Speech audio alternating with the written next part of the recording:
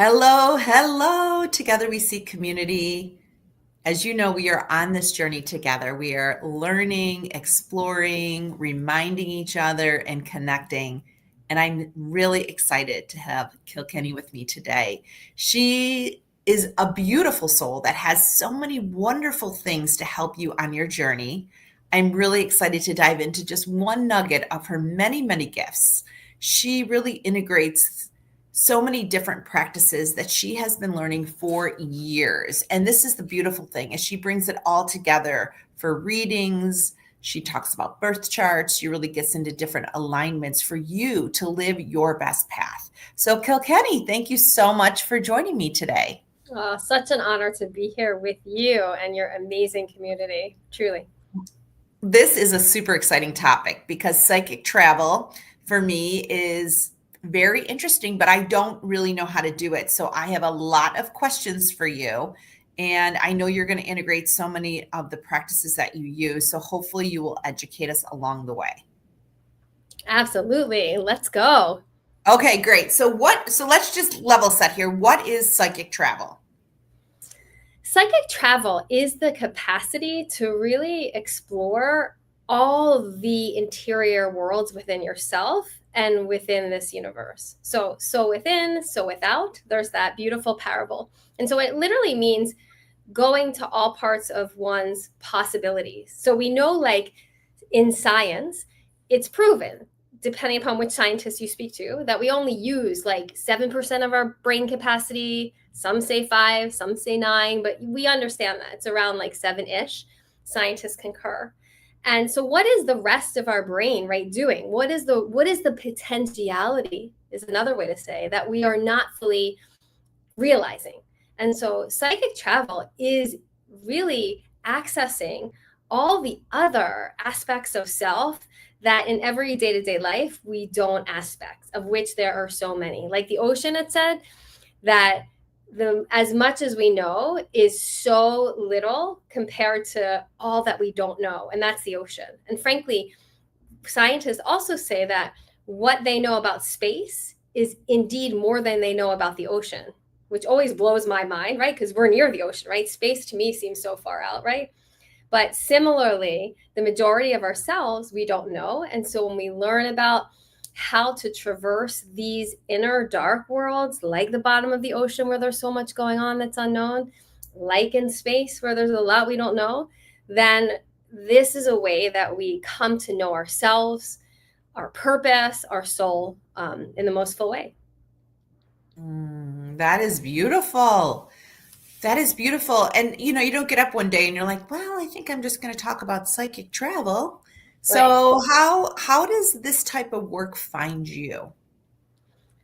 In terms of your audience or me personally or both? You personally. So how does this find you? Because I know that you have been a channel for a while, but how does this evolve for you? And how do you really get into a space where you're talking about this as part of your work? Amazing question. So for me, I started meditating as a young child when I was 5 years old. And so I had the gift of learning meditation really young. And what meditation is literally one pointed focus. That's really all it is. So it can sound really like, oh, meditation, it's really spiritual, it's really out there. But really, truly, the definition of meditation is focusing on one thing only for an extended period of time. And so when we focus on one thing only, right? And if you think about like right now in your life, as you start going about your day after you're listening to this episode, you'll start to multitask in your brain, right? And you flip from thing to thing to thing. Okay, especially in this modern day world with the complete glorification of busy, we're multitasking, we're having many threads going on in our phones, etc. We all know this. So when we meditate, all the centrifugal forces of life and modern day life that's accentuated this way of being, fragmented, pulled out outside of ourselves. That's why there's so much anxiety, depression. These rates are higher than ever because we're so pulled out from ourselves, from our center, from our source and our force, that we feel like scattered in all the ways that people feel in this modern day era, and the malaise and the sadness and all the things. When we meditate, which again means one pointed focus, when we pull all of our energies and attentions only onto one thing and practice that, and that is the practice of meditation, the practice of mindfulness. There's so many rituals, there's so many things that you and I can, dive deeply into, and lots of different techniques. But the common denominator answer to your question is it's the one pointed focus for an extended period of time that allows the potential to travel into different realms within yourself and realms within your psyche and realms within spirit world. That's what allows for it to be so when we practice that. So starting this at such an early age as 5, I can only imagine the channels that you have opened up. And you have studied tantric, and Yeah. also Celtic, and then intuitive mastery. So tell me a little bit about how that has evolved for you and how you help people with your, I would say, connection. It seems to me like you have such a solid connection to source, such a solid connection within. How do you use that to help others? Well, for sure, I have all these different trainings and backgrounds and in life experiences that I layer in, like Celtic priestess tradition, like the tantric tradition, which is what I was introduced to in these practices since I was 5 years old. And I'm an astrologer and many different tools. However, truly one of the things that I've found is that all of these strategies, all of these traditions, all of these pathways, right? There are many pathways that lead to Rome. We know this. They all have the map of the nervous system. And so, one of the things that I've really come to see is that our nervous system is really such a tool to understanding our energy. And so, when we start to really tend to our nervous system, when we start to work with our nervous system, there's so much right now, it's very much a buzz thing, which I think is fantastic because it wasn't many years ago that, like, how do I get my nervous system regulated, right? That's now in the common vernacular. People talk about that. People know what that means, where it wasn't the case even 10 years ago, 15 years ago. However, our nervous system will tell us how far away we are from that one pointedness I spoke of that we get in meditation. So we're learning to work with our nervous systems, also learning to work with our senses. In the tantric yoga tradition, it's not about like going outside yourself, going to the cave and then coming back and then having the wisdom and then having the bliss and then having the contentment that we're all seeking. It's about the opposite. It's about how do I use my body? How do I use my senses as a GPS and as tools to bring me to source, to bring me to my divine nature, to bring me to my universality of power, of peace. And so I help people work with their nervous systems, work with their senses, their intuitive gifts through their senses. There's something called the clairs, which are like when your senses become so refined that you start actually using them like antennas, like satellites, to get messages from the other side, from your spirit team. So I use very practical, concrete things within a human to help people develop their intuitions through the nervous system and through their senses. So beautiful. And I love that because it really requires you to be in the present moment. And I didn't start mindfulness at 5. I started at about 40. I wish I would have started at 5 because I think it would have helped me tremendously throughout my life. But I was really searching for joy. And I had people direct me to mindfulness. And I really thought it was ridiculous. I mean, I had a very high, intense tech job in Silicon Valley. And I had no joy, even though I had a lot of accomplishments, no joy. And that's what kind of threw me in the seat of mindfulness. And I studied under John Kabat-Zinn, and I had to do it multiple times before I even got the basics of like, your mind is a conveyor belt. You can choose to take a box off. You can choose not to. And I think that's super helpful. But since then, I've really been focusing on my clairs and just paying attention to what's happening around me and what are the messages. And most of my messages either come through numbers or through people. Totally. Yes. I mean, I love your story so much. And it's so gorgeous because, what you had, it sounds like, is an awakening, right? An awakening to your own presence.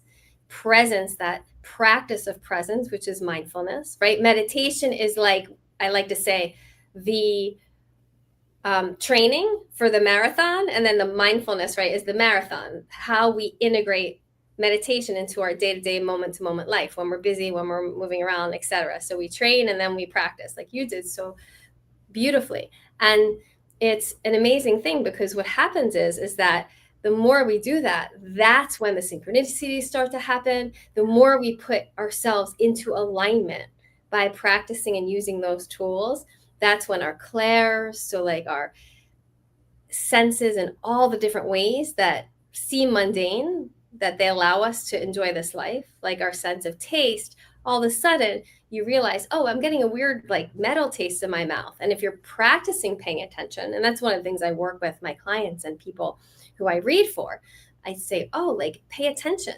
What are the sounds you're hearing when you walk down the street? What are the conversations you're noticing? Oh, what are the billboards you're seeing, or the license plate? I had one happen to me today. What is in the license plate in front of you, right? And when you start using your senses in a different way, in a way that is directed towards receiving information, then the universe gets so excited. I mean, that's when the universe is like, oh, they're paying attention. Let me pour messages and clues into them, because they're opening up to my messages. So I get that a lot of times. I help people train their psychic gifts and turn online their intuition. And people say to me, like, well, I don't get signs. Like, I'm not like that. And it's like, everyone has that potential.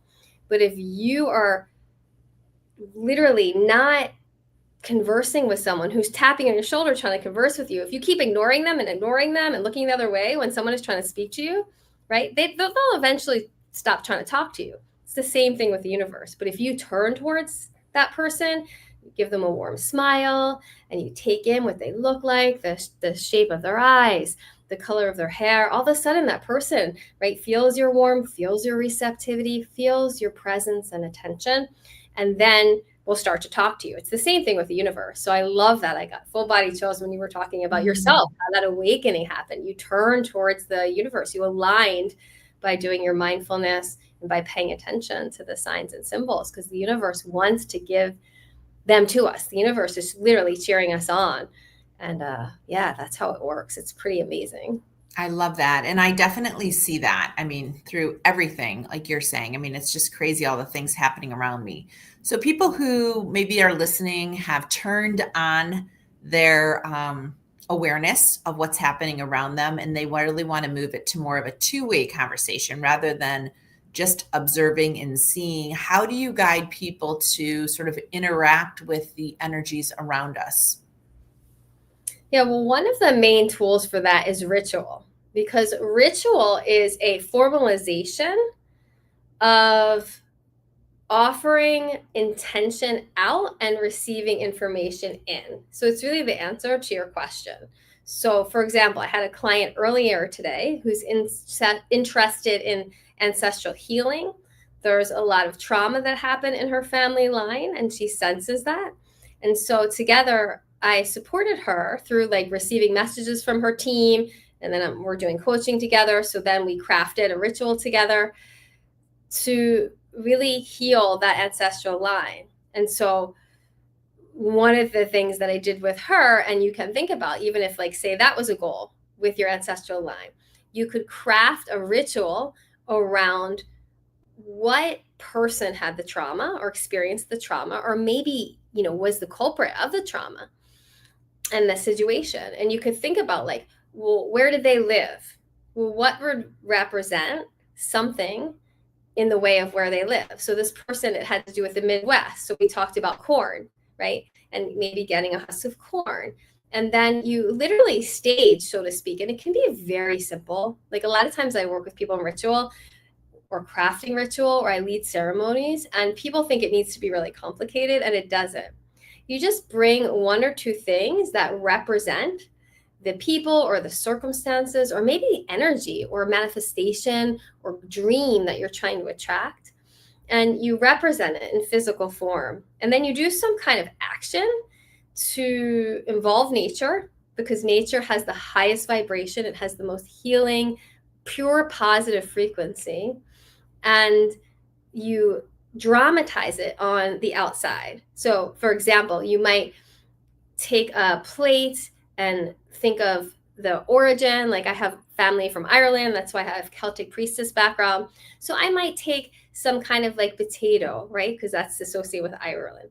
And then you might take, okay, well, I want to burn away some trauma. So I might light a candle. Very simple, right? Flame, potato. And then you would perhaps want to take it to a little body of water near my house that there is, right? And offer some healing. Water holds frequency. We know that the crystalline shape of water, I have a podcast, it's called Modern Mystic, and I have one episode about water and the power of water, and how when we say words or sentences or chant or sing or anything we say verbally will change actually the crystalline structure of water. This isn't like spiritual woo out there. This is like scientists have proven this. If you say hatred words to water, the structure changes, and it actually under a microscope looks ugly. If you say beautiful words, play classical music, pray, very beautiful. So this is the truth. So you might say a beautiful intention to the water of healing, and then you might, pour it over the little potato, and then like offer the potato out and say, okay, like I offer this healing to my ancestors and these pure intentions and these words, and maybe you bury the potato, something like that. I mean, that's very simplistic, and you can make it more meaningful and beautiful. I'm just like saying something off the top of my head. But what happens is when we set an intention, energy flows where intention goes, and then we physicalize that, and we, in my case, like did this practice of ancestral remembrance, and then honoring, and then healing, and setting the intention of healing, and then offering it to nature. Our psyche notices that, we see that. And so then you leave the ritual and you will feel change. Just like when you go to the theater or you go to see a movie, you leave the movie changed inside. Your psychology feels different. Then what always happens to myself with clients is that the magic of the universe, you'll get signs and symbols. Your ancestors will thank you because you did something in this world and set this pure intention to help them. And so then inevitably, 100% guaranteed, you will receive some kind of message back, like a thank you card. So yeah, that's one example of how it can work. But ritual is the number one thing I know how to do. This is so magical. I love this. And this is why I love to do retreats. I wouldn't, every time I do set up a retreat, I'm so excited about it. Then I'm like, oh gosh, I can't believe I committed this. I'm nervous. Am I going to be able to pull this off? But I would say that it is a form of ritual. And it's about helping women remember, why they're here, what they can let go of, or what they can lean into. And you have just inspired me in a way that I couldn't put words to why I love doing it. And it is so much work, as you know, because you also host events. But I feel like it's that ritual piece. It's so powerful. And I celebrate you and honor you for doing that for other women, because it is such an energetic marathon to hold a container for other people to do this work. Such a gift to this world, and people listening, to do ritual is such a powerful thing to offer oneself. It is such a way of healing. There's psychology and going to a therapist's office, and that's fantastic. I'm a fan. Half of my family are psychologists. And there's a way that you don't have to wait for someone else. And especially when we have traumas and complicated situations with other people, where often we can't get other people to act like what we want, because you can't get anyone really to act like how you want. And once we've, really come to spiritual maturation, they might or they might not. And people have passed already, or they're just certain things you just hit on replay again and again. When you're working with a mentor or a psychologist or someone, then ritual can come in and fill in a lot of the gaps and allow a different level and layer of healing, because you're healing and working with the psyche like psychology does. And you're healing and working with the soul and the energy. So there's an aspect to it. I think of it like a Groupon. Like it's a little bit of a sale where you kind of get like a 2-for-1. So yeah, I love ritual. I find it incredibly, unbelievably powerful. It's weirdly powerful. It's to this day. I mean, I've been doing ritual literally my whole life, and it still amazes me how it just has the power to shift how you feel, how other people feel. You can do a ritual and it involves other people. And if it's a high, pure intention, if there's an alignment with the light and goodness and humanity, so often I've done rituals and things for others, for myself, and then the people who I set the intention for to have more peace or to have more healing with start acting differently after I've done the ritual for myself or others. Like it's an energy changer. It's amazing. You have activated me. I love this. I don't have many, like, I have so many amazing gifts, but this was something I think a missing piece is to understand what I was really doing. And so I really appreciate it. I just knew before we started, and even when I met you, I'm like, there is something here. I know something is going to be different about this. And I'm so grateful. So can you share with listeners, what is the work you do? How can they work with you, and what's on the horizon for you?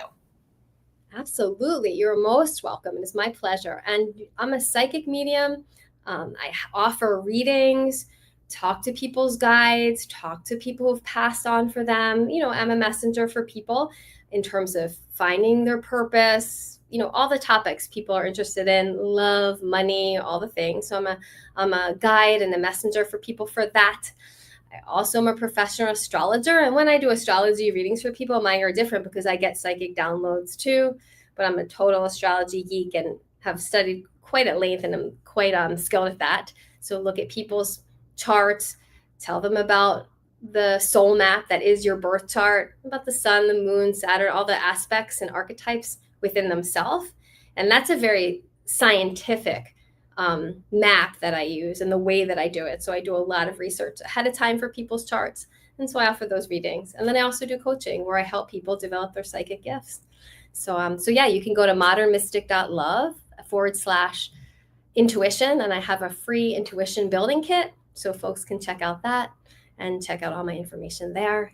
And then I have a podcast, Modern Mystic, where I talk about all these things and more. So I love that. I love that you joined us. All your links are below for anyone listening now or later. We're super excited to showcase just the work you're doing and the rituals and just the ability to dive in from wherever you're sitting. And I think that's the beautiful thing is you don't have to go anywhere. You don't have to do more. It's really about being totally present and paying attention to what is happening around you, allowing yourself to focus on one thing, and giving yourself the ability to communicate with the other side through simple things you can do in your home.